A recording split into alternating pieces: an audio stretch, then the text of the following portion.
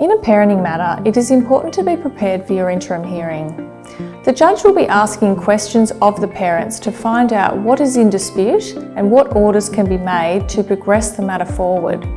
This is always in the best interests of the child or children. If there are risk factors that one party is alleging, including domestic violence, drug use, alcohol consumption or neglect, the judge may make orders including for one party to have supervised time with the child until that risk is alleviated.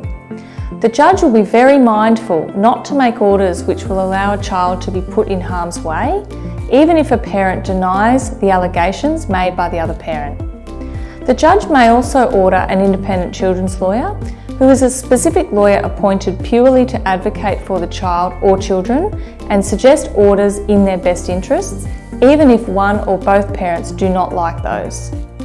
Some other examples of interim orders may be for drug testing, evidence gathering including issuing subpoenas to the police or child safety, or for a family report or shorter report known as a child inclusive conference.